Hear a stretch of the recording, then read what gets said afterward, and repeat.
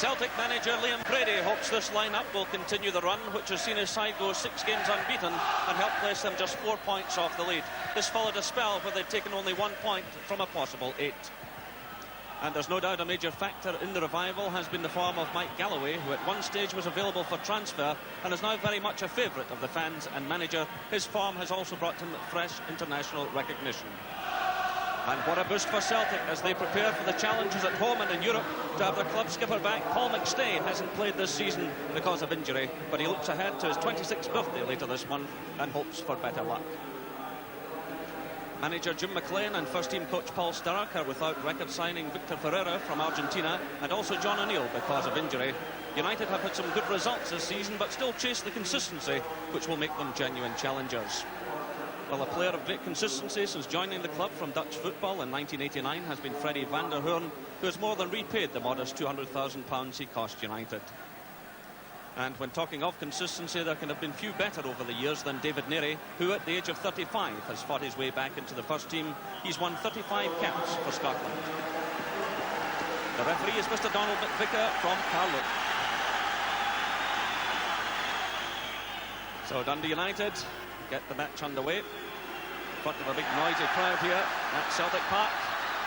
Celtic right into the attack. It's Charlie Nicholas, and a tremendous save from Guido van de Kamp. Just 12 seconds on the clock. Celtic in determined mood. Immediately the ball played to Charlie Nicholas, the space opening up, and he thundered in a tremendous shot heading right into the top corner. That was an excellent save by the Dundee United goalkeeper. Joe Miller with the corner. Brian O'Neill making the challenge. Now it's Duncan Ferguson doing his lines. Mike Galloway knocking the ball out of play.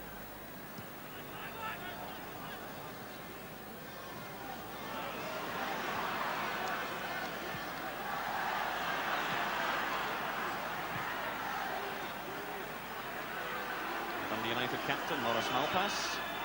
McInally trying to find Bollan. It's cut out though by McNally. The offside flag going up against Tommy Coyne.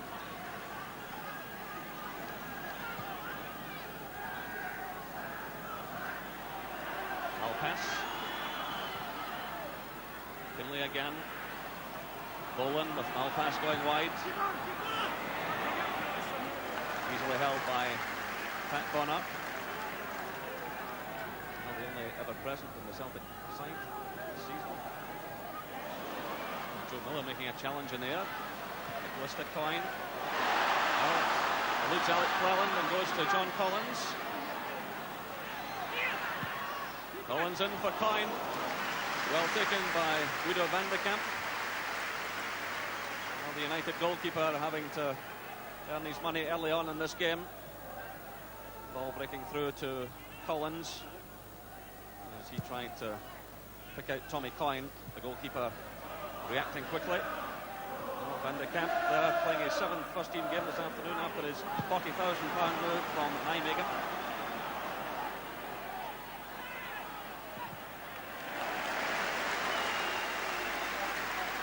Mike Galloway with the pass back. A bit of a slack pass there. Well, Bonner doing well. It was Brian O'Neill with the short pass towards Gary Gillespie. In nipped Jim McInally, hit the early shot, and Bonner doing well. Well, you can see he's unhappy, but here comes Celtic now. It's Tommy Coyne. Charlie Nicholas!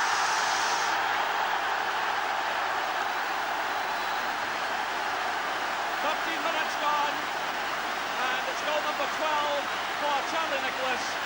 A lightning raid by Celtic. Well, they almost lost the goal at the other end, but Tommy Coyne racing forward, very unselfishly pushing the ball into the path of Charlie Nicholas, who reacted brilliantly.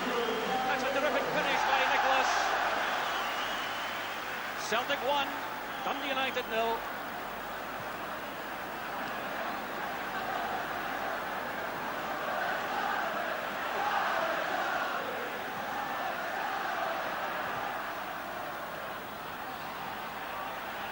Battling away there with McStay. McInally winning it for United. That's Bowman. Bowman driving it forward. Good effort by Dave Bowman. He's got 1 goal to his credit so far this season. It was well won there by McInally. The gap opened up and it was well stopped. Here comes Celtic again. Charlie Nicholas bring it off to Paul McStay. McNally. Joe Miller. And the keeper takes it well.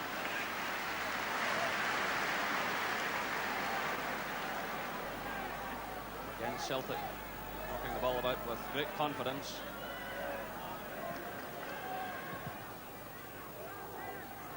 Galloway at full stretch, missing that one. So Neil for United. Ferguson racing through the middle. Well blocked though by Gary Gillespie.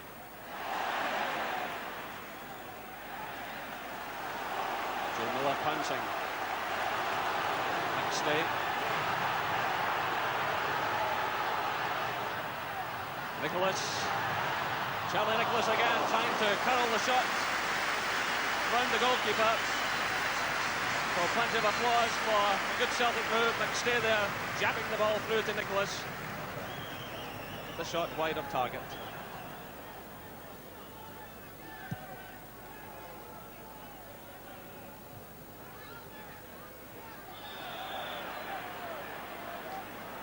So that's half an hour gone. Celtic leading by 1 goal to 0, and they have a free kick.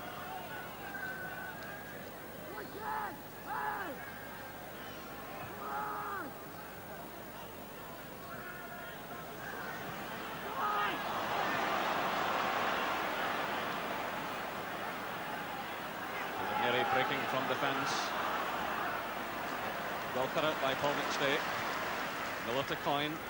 O'Neill. Nicholas. No offside flag.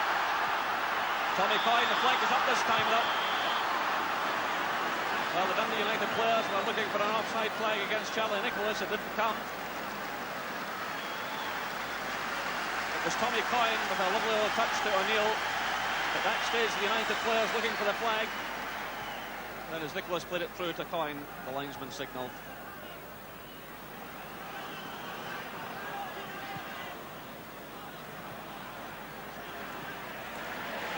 Galloway breaking out of defence now.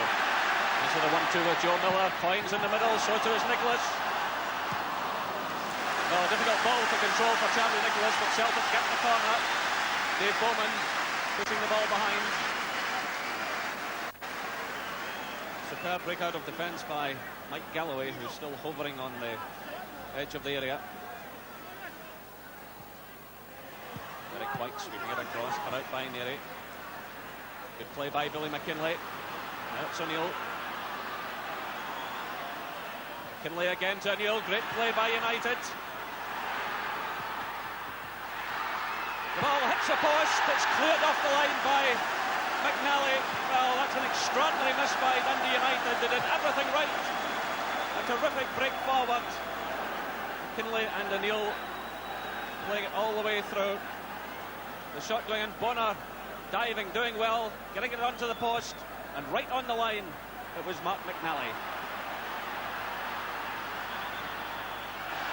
Ball going out of play, and it's Celtic's throw-in.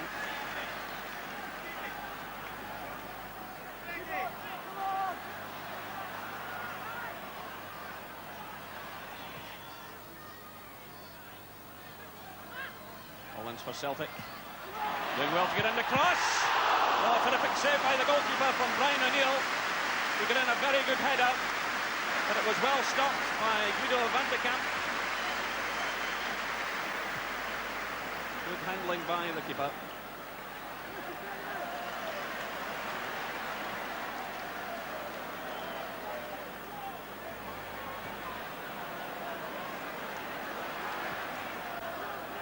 A lovely dummy by McStay to O'Neill. Now it's Nicholas.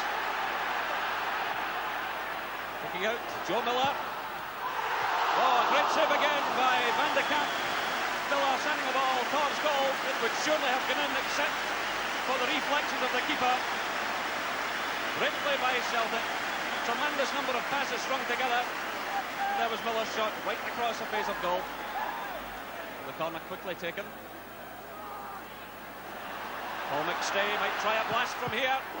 Blocked by David Narey. Galloway sending it forward. The offside flag going up. Free kick to Dundee United. Applause ringing all round the ground for some excellent play by Celtic.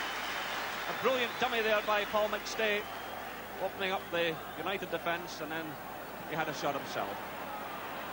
Neil and Gillespie. Neil wins it. It's in a good cross. Well, it caught up McNally in two minds, and it goes behind for the corner. Well, Pat Coyne made a valiant effort to get to the ball, but the cross caught the fullback, McNally, in two minds. And Ferguson again being carefully watched. He gets the touch. And the header from Bollan right into the hands of Pat Coyne. Still United carrying a threat. It was Bollan climbing well, but the header straight at the goalkeeper. That's run by Coyne to Nicholas. Collins. A goal from Celtic now would really make it difficult for United. Chance on for Nicholas.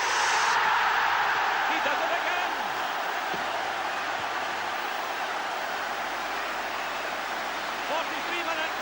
Charlie Nicholas, goal number 15 of the season.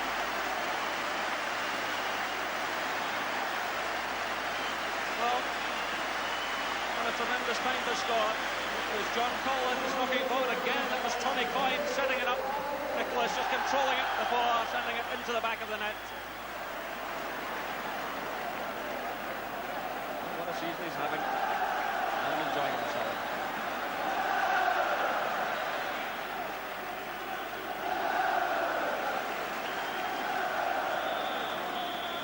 There goes the half-time whistle. A tremendous first half for Celtic, a tremendous first half for Charlie Nicholas. A half-time score here at Parkhead. Celtic 2, Dundee United 0.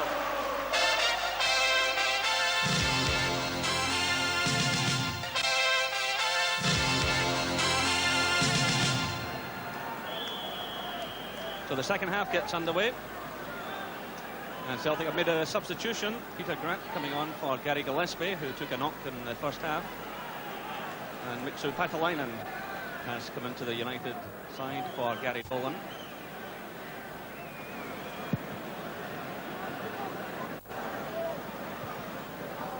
Well, United with a lot to do. They arrived here today with a run of unbeaten games, 7 in all in the Premier League. That's the best run of any team this season.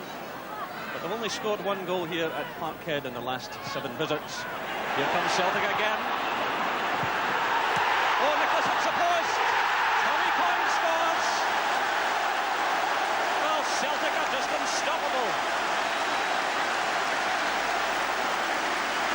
46 minutes. Tommy Coyne makes it 3-0 to Celtic. That's Tommy Coyne's 6th goal of the season. Well, it was almost a hat-trick for Charlie Nicholas. Again, it was Coyne setting up the chance. The ball breaking there from the goalkeeper as Whyte made the challenge. Nicholas slamming it against the post. And there was Tommy Coyne following up. So Celtic 3, Dundee United 0.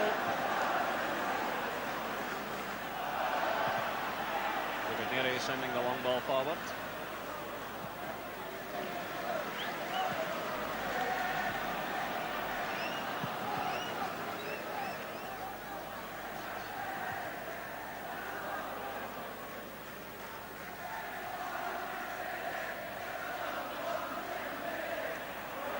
Over comes Celtic again. Collins and Nicholas. Great effort by Charlie Nicholas. Well, he's after that hat-trick. Good play by John Collins, setting up the chance for Nicholas.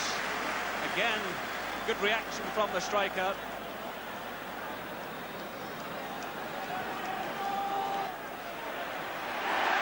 Good challenge by Galloway on O'Neill.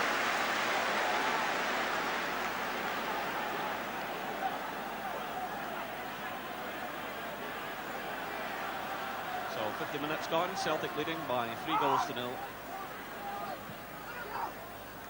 Paatelainen coming in, it's off the post. This time it spins across the line from O'Neill. United get one back. Well, it's looked as though United would never score, but 50 minutes gone, and O'Neill, who scored against Celtic at Tannadice earlier in the season, gets one back. A good powerful header by Paatelainen. Warner pushing the ball onto the post. He gets his hand to it again. This time it just crosses the line. Well, Narey in trouble. It's Coyne. Nicholas coming in. The ball swept off the line by Cleland. Well, Alec Cleland doing well under pressure. Joe Miller knocking it forward. It come off Narey. Coyne's shot blocked by the goalkeeper. It was spinning towards goal, and in came Alec Cleland. Nicholas looking it forward. Oh, another great save by the goalkeeper from John Collins.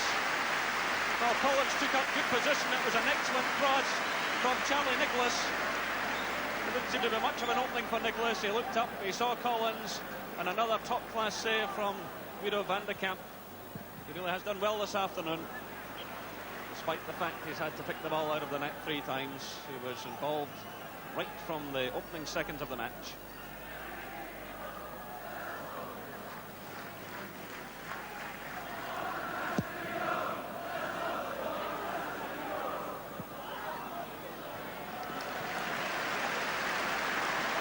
Again, it's Galloway mopping up for Celtic.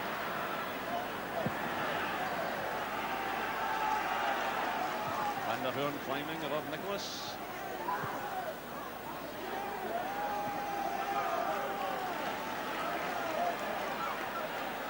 Good run by Derek Whyte. He gets on his left foot. Another good save by the Dundee United keeper. Well, Derek Whyte doing well, holding off the challenge of Billy McInally. He saw the opening and he went for it. Play again by Guido van de Kamp. And Hoorn doing well. That's O'Neill to Paatelainen. United getting plenty of players forward. Duncan Ferguson's inside the penalty area. Cut out though by Galloway. Coyne. O'Neill. Miller. Good play there by Peter Grant with the pass. Here's Charlie Nicholas for his hat-trick surely. Again he's denied by the goalkeeper. Well, again, it was terrific play by Celtic, knocking the passes together, and a particularly good one from Peter Grant, and then Charlie Nicholas denied by Van de Kamp. Joe Miller again, taking on Malpas, getting in the cross, again well handled by Van de Kamp. Showing a lot of confidence, taking on the United skipper, going right to the line, doing well to get in the cross.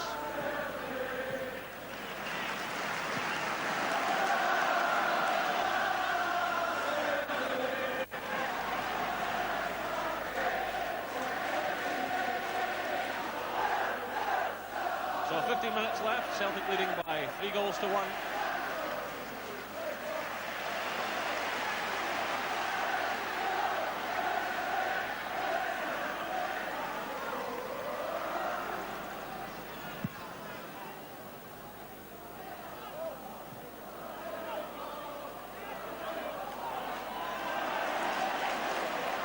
Does well.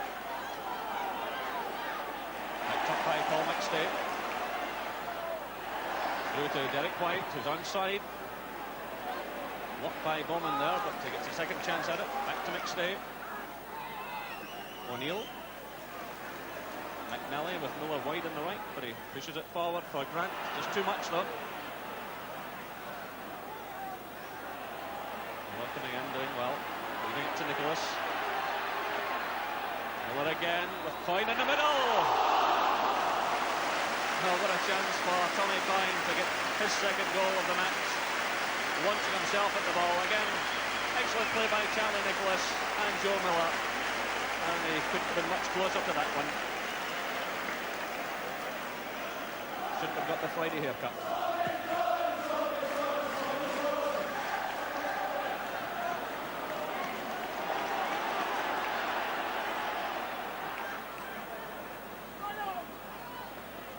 Celtic. to Whyte. Cleared by Bowman to McInally. O'Neill. He takes a knock there as he's challenged by Paul McStay. Back on his feet. Stay for Celtic. Bollan's into the path of Galloway. Might have a shot. Oh, what a goal by Mike Galloway. That is unbelievable stuff.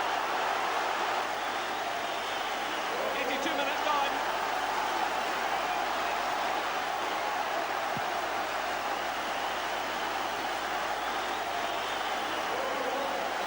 Galloway with his right foot right into the top corner.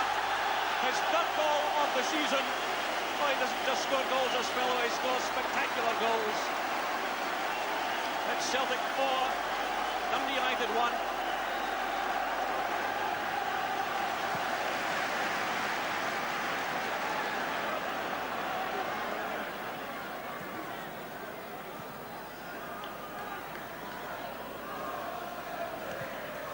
Bollan's good ball through for Coyne. Just wide of target. Well, he's been unlucky this afternoon, Coyne. He did score just after half-time. This is another few chances in the second half, but like Charlie Nicholas, was a bit unfortunate to add to his tally.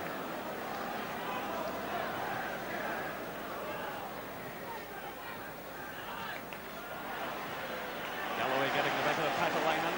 Check of the watch by the referee. The offside flag goes up against Cascarino.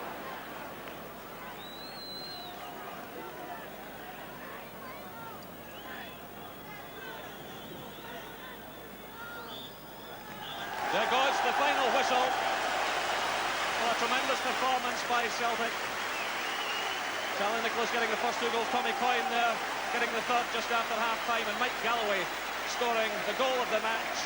A ripping drive from all of 30 yards, which gave the goalkeeper absolutely no chance. That's as well as I've seen Celtic play in a long, long time. The final score here at Parkhead, Celtic 4, Dundee United 1.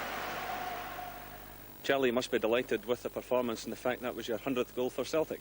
Yeah, very pleased, and I think before the game, obviously, I knew it was in 98, and to get 2 goals today in the first half, to get the 100th, I think, is I've seen that I enjoyed tonight. The goals apart, there was some terrific football. There was one move the length of the park that almost got you your hat-trick. Yeah, that's right. It was a great move again, and it was just my bad control as usual, which let me down for the hat-trick. But we're threatening a lot now with a lot of goals. We're looking good and making chances, and we'll make continue. The manager's obviously intent on playing a passing game. Well, yeah, I think 3-4 weeks ago, Jerry, everybody was kind of going on about the supporters and give us time, be patient with us, we'll get it right. And we weren't just saying that for the sake of it, so they could get off our back. Because we know if they're on our side, like they have been the last few weeks, it makes all the difference to the confidence of the side. And here we are 3 weeks later. We've scored 3 against Hearts, and we've scored 2 against Motherwell away, and now we've scored 4 against Dundee United. And it's the crowd is lifted, we've lifted, and the difference we've seen in the last 3 weeks is quite phenomenal, really. And talking of confidence, Mike Galloway's goal. Well, Mick, I mean, he's on such a high at the moment. Everybody's raving about him. He scored a few goals for us in the past few weeks also, and he scores a screamer from 25-30 yards, and it was the absolute icing on the cake today for the supporters, because he's obviously the blue-eyed boy at the moment. Well, Jerry, what a goal by Mike Galloway, but when Celtic are in the mood, they're virtually unstoppable, aren't they? Well, I think they proved that yesterday. Yet I look back just a few weeks ago to watching them against St Mirren at Parkhead, and it was a poor match and a poor performance. I think Charlie mentioned the word there, confidence. That's come back to the side. You see it in Mike Galloway, for instance, a terrific goal there, and he's rediscovered his form. It's interesting, Jim, to look at the Celtic lineup. Galloway, Nicholas and Coyne were all available for transfer. These are guys that are now doing the business. I think the interesting factor yesterday, Celtic weren't just playing anyone, they were playing Dundee United, who are one of the best teams in the business. They can play great football. They're a difficult side to break down. And I think Celtic's passing game really threw United. Certainly Dundee United missed 2 very good chances in the first half. Had they taken one of those, it might have been a slightly different game, but Celtic's confidence is just soaring. I think Liam Brady is well deserving of some praise, Jerry, because when he came to Celtic Park, he said they would play exactly that, a passing game. Well, it's been a difficult start for them. Frankly, Celtic got off to a good start in terms of results, but I think it was a start that flattered them. then they tended to hit the depths. They took only 1 point out of a possible 8 at one stage, and they were lucky not to become detached. But of course Rangers have had their problems, and it's allowed Celtic to push up close again. They're only 4 points behind now, and they're in there to make a challenge. I think also the European dimension has been important. That, I think, took a lot of pressure off the Celtic players, and they've got a very good draw, of course, for the next round. I know it's early days yet, Jerry, but are they playing like potential champions? Well, I mentioned yesterday, in fact, that the last time that they won at Tannadice, which they did earlier this season, they went on to win the championship, so maybe there is a bit of an omen there. I think, quite frankly, there is a long way to go. Many twists and turns still to come in this championship. If you look at the Rangers situation, for instance, they looked quite unstoppable at one stage. A very good performance at Tynecastle against Hearts, for instance, but of course they sold Trevor Stephen, they lost Mark Walters, and they've had the illness of Richard Gough. They've lost the Ukrainian players, they had Peter Haustra away. So I think there will be a lot of twists and turns to come. We haven't seen the last of this championship race. And of course, don't forget Hearts and Hibs. They're making a great challenge as well. What about Dundee United? I mean, what can they take out of yesterday's game, Jerry, if anything? Well, they've got good young players. We saw Gary Bollan. Billy McInally is a terrific player as well. And I think Dundee United have a lot to look forward to. Again, I mentioned in the commentary that they're looking for the consistency that will make them challengers in this championship. They had gone 7 games undefeated before yesterday's game. I suppose that is a measure of consistency. But they really must do better in that department. But Jim McLean, lots of good young players to come through. Great to see David Narey back, for instance, at the age of 35, still showing a fair bit of pace, and showing why he won those 35 Scotland caps. Even though 4 went by him, you're obviously a fan of big Guido van de Kamp. He must have been wishing he'd stayed with Nijmegen, probably. Well, I tell you what, if there are many more goalkeepers at 40 grand in the continent, I think our manager should be going over there and having a look at him. He was absolutely terrific. I mean, as early as 12 seconds, making that terrific save from Charlie Nicholas. His overall handling was very good. Dundee United, I think, in recent years have struggled a bit in that department. That's no disrespect to Alan Main and Billy Thompson, who are excellent goalkeepers. But I think they've been looking for a personality since they lost Hamish McAlpine, who of course was great on all those European nights. And maybe they've just found a fella now to do the job for them. Jerry, so much for the domestic scene. What about the international coming up? Now, look at the state, the injuries that we're facing today, and poor old Andy Roxburgh, I mean, he doesn't have his problems to see, does he? Well, I spoke to Andy just about an hour and a half ago down at the hotel where the team had gathered, and he's walking about with a list in his hand. And he looked quite distraught at one stage, you know, who's going to turn up, who isn't. He's lost several key players. He's without about 11 players, a whole team in fact, and even the under-21 squad has been decimated. You've got to feel sorry for him, and the men who run the game in this country have a lot to answer for. There'll be some of these people who voted for 44 games in the Premier League stepping on board that charter tomorrow and going off to Romania. Now, how can you possibly give support to the international team when you've got players playing so many games? I put it to Andy that perhaps a few days' rest might have been helpful to the players, but he said the biggest problem this time round is that they've played 2 league games within the past week. You think Celtic were out at Motherwell, for instance, Rangers playing Hibernian, all very difficult games. And I think to ask players to play on a Tuesday or a Wednesday during the week, play again yesterday, and then fly off to play in what is a crucial European Championship tie. I mean, this is the most important game Scotland have had since the World Cup finals. It's wrong. And Andy was saying in the interview, Jerry, I mean, the boys are up for it, but surely, I mean, morale must be affected. Well, we don't have that many good players that we can lose, the likes of Richard Gough, for instance. I think he's a big loss to Scotland and Rangers. Other players playing, we've lost Mo Johnson, we've lost Ali McCoist. Now, we just don't have the type of strikers, that many of those strikers, that we can lose fellas like this. You've been absolutely right all the way along coming up to this game, Jerry, that you said the Romanians would shift it to the Soia Bucharest ground. You've been plumb on with that one. They're going to make it hot for us, aren't they? Oh, it's going to be a very hot occasion. It's going to be a hot day for the journalists as well, I'm told, because there are only 4 lines, telephone lines in the stadium. I hope they can get the reports out. It's going to be a very, very difficult trip for Scotland. But I think I've got to hark back to the fact that we've got to allow our players proper time to prepare for these games. We did it for the World Cup. We cancelled the league programme for that. Is it not ironic, for instance, that Rangers are losing Kuznetsov and Mikhailichenko and Haustra to go and play for their countries, and yet we can't, we're struggling to raise a team to go and play in Romania? I mean, are we capable of winning in Bucharest on Wednesday? It's going to be very... I think if we come back with a draw, it wouldn't be a bad result. And of course, we've got the cushion of this last game against San Marino at Hampden, and that's the one where we will know what we've got to do. And I think if we can come back with a draw from there and score sufficient goals against San Marino, yes, we've got a chance. It'd be great, I think, to see Scotland in the European Championship finals. We've done well to get to 5 consecutive World Cup finals, but I think it'd be a huge boost for the Tartan Army, for the fans in general, to see them in Sweden next year, because it's a shorter, sharper tournament, and you're against the cream of Europe, and it'd be great to be involved in that. I mean, Andy Roxburgh, Jerry, has instilled some fighting spirit in the boys. I mean, 2 down in Switzerland, that was a tremendous comeback. You'd hope that they'd be able to achieve something like that in Bucharest, should that arise. Yeah, well, I said last week, for instance, that I think it's an occasion to roll up the sleeves and just get in among them. I think possibly in Switzerland we showed too much respect in the first half, and I think it was only as we got into the second half that really they played their natural aggressive game. And as I say, I think that's the way to go about it in this particular tie. They've got class players, haven't they? You only have to look at Hadji, the fellow Andy Roxburgh mentioned earlier, Sabah of Feyenoord.